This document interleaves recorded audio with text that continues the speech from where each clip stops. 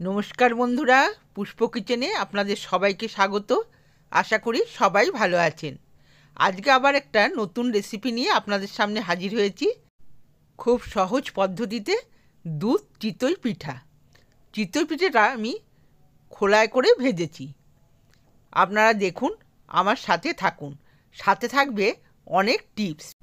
এই পিঠেটা করার জন্য প্রথমে আমি জল গরম বসিয়ে দিয়েছি।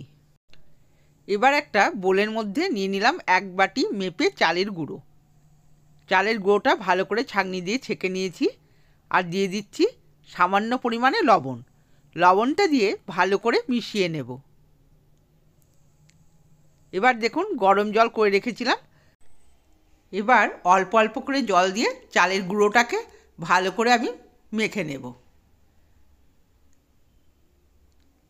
1 বাটি চালের গুঁড়ো নিয়েছি আমি, তার জন্য 2 বাটি জল নিতে হবে। ওই একই বাটি করে আমি 2 বাটি জল নিয়েছি, তাতেই আমার হয়ে যাবে। দেখুন, অল্প অল্প করে জল নিয়ে আমি চালের গুঁড়োটাকে মেখে নিচ্ছি। মাখাটা একটু শুকনো শুকনো হবে, রেখে দিলে পরে আবার এটা পুরোটাই পাতলা হয়ে যাবে। একটু শুকনো করে মাখতে হবে। দেখুন, আমি 10 মিনিট ঢাকা দিয়ে রেখেছিলাম। 10 মিনিট পর ঢাকা খুলে দেখাচ্ছি। হ্যান্ড ব্লেন্ডার করে আমি ভালো করে এটাকে মিশিয়ে নিচ্ছি।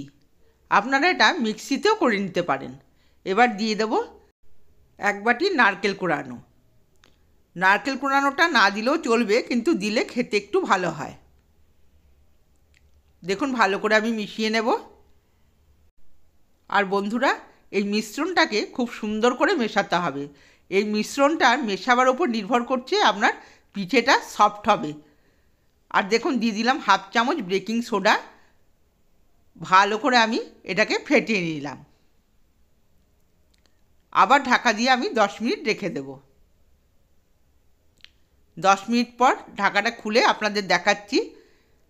দেখুন, ব্যাটারটা খুব একটা পাতলাও নয়, আবার খুব একটা মোটাও নয়, এভাবেই করতে হবে। এবার গ্যাসে খোলা বসিয়ে দিয়েছি। এবার নিয়ে নিয়েছি সাদা তেল। এবার সাদা তেলটা সব কটা বাটির মধ্যেই ভালো করে দিয়ে নেব। তেলটাকে খুব ভালো করে দিতে হবে, তাহলে পিঠেগুলো ভালো করে উঠবে। দেখুন, এবার 1 ডাবু করে করে নিয়ে আমি প্রত্যেকটা বাটিতে ভরে দিচ্ছি। এই পিঠেগুলো করা খুবই সহজ। চালের গুঁড়োটাকে খুব সুন্দর করে ভালো করে ফেটিয়ে নিলেই এই পিঠেগুলো নরম হবে। দেখুন, এবার আমি ঢেকে দিলাম। এবার 2 মিনিট ঢাকা দিয়ে রাখলাম। আর আঁচটাকে মিডিয়াম আঁচে রেখেছিলাম। খুব বেশি গ্যাসের স্টিমটা জোরে দেওয়া চলবে না, মিডিয়াম আঁচে করলেই হবে। এবার দেখুন, একটা চাকু নিয়েছি, চাকু করে করে পিঠেগুলোকে কি সুন্দর উঠে যাচ্ছে দেখুন।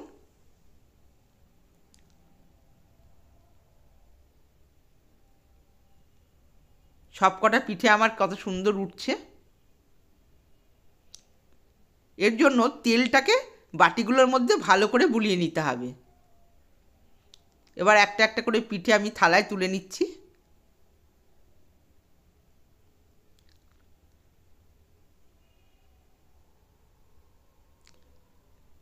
বন্ধুরা, আমার ভিডিওগুলো যদি ভালো লেগে থাকে, আমার চ্যানেলটিকে সাবস্ক্রাইব করবেন, লাইক করবেন, আর কমেন্টসে জানাবেন আপনাদের কেমন লাগলো। দেখুন, আবার আমি 1 খোলা পিঠে দিয়ে দিচ্ছি। ভালো করে তেল বুলিয়ে নিয়েছি। আবার একে একে ডাবু করে সব কটা ভরে দিচ্ছি। আবার ঢাকা দিয়ে রেখে দেবো 2 মিনিট। এইভাবে আমি সব কটা পিঠেকে করে নেব। দেখুন, ঢাকাটা খুলে পিঠেগুলো হয়ে গেছে। মোটামুটি 2 মিনিট করে আমি এটা রেখে দিচ্ছি। দেখুন, এই পিঠেগুলোও কি সুন্দর উঠে গেল। এবার একদিকে পিঠেগুলো ভাজা হচ্ছে, অন্যদিকে আমি নিয়ে নিয়েছি দেখুন 500 গ্রাম প্যাকেটের 3 প্যাকেট দুধ। দুধটাকে ভালো করে জাল দিয়ে নেব। এখানে আমি ডায়েরির দুধ ব্যবহার করেছি, রেড কাউয়ের। দুধটাকে ভালো করে আমি ফুটিয়ে নেব।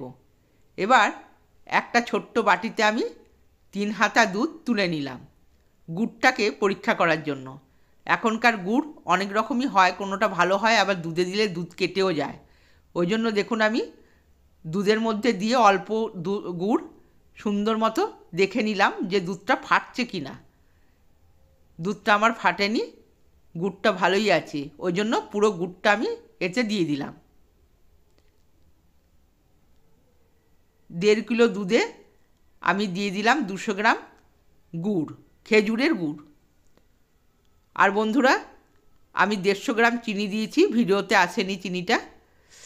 আমি 150 গ্রাম চিনিও এতে দিয়েছি, তাহলে পানসাটেটা লাগবে না। শুধু গুড় দিয়ে করার থেকে চিনি আর গুড় মিশিয়ে করলে ভালো হয়।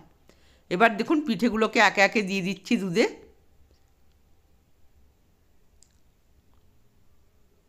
মোটামুটি 2-3 মিনিট আমি এটাকে ফুটিয়ে নেব। সব কটা পিঠেকেই দুধে দিয়ে দিয়েছি।